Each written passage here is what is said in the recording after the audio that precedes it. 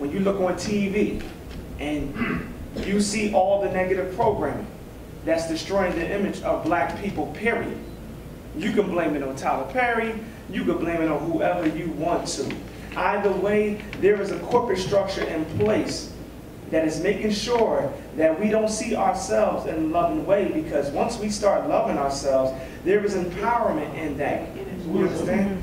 And it's just like, listen, this could have, you know, Oscar Grant, Sean, like, these are our sons.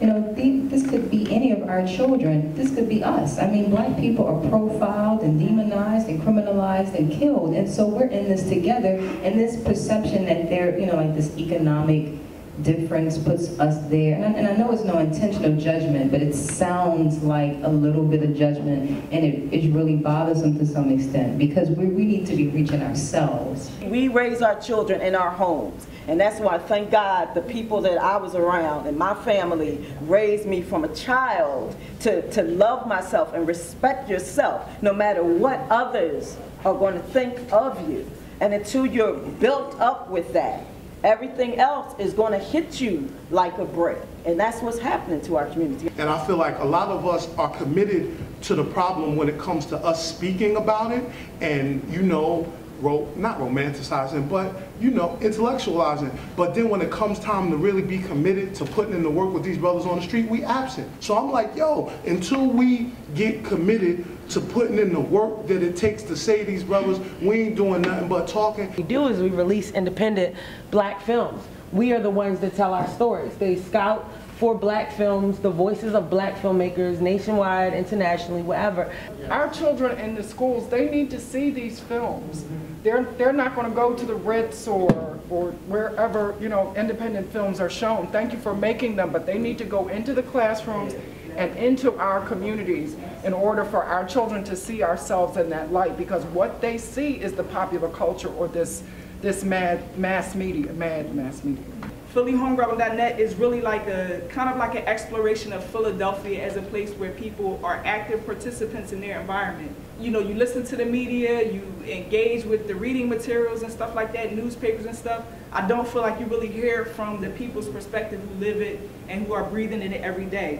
So basically I created this website as a way to kind of like look at what everyday people are doing in the city around health and wellness, to look at, you know, kind of people who are working people, kind of to document their just the whole lives of people as they work.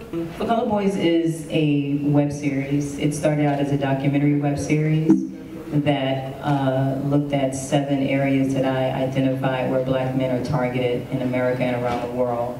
And decided to start crafting these narrative stories from the documentary series. So the first issue that we decided to attack was the prison industrial complex. I have a son, and he does, you know, normal things, and I'm afraid for his life when he goes out. Oftentimes I can't even, you know, go to bed until I know that he's home safe. So I'm kind of still in that place of outrage, that place of pain, and that's one of the reasons why I have not seen Fruitvale Station, is because I don't want to revisit it. It's very visceral for me. It's very present. So if we psychologically keep using the same narrative that the people who are oppressing us use, we're going to keep perpetuating the same kind of things they want us to. We need to eliminate the phrase black on black crime. We do need to work on violence, but we also need to acknowledge the good things that are happening in our community. We gather conscious people like this all the time, and we gripe about the wrong, and we should. We should talk about it, we should dialogue about it. These conversations are good.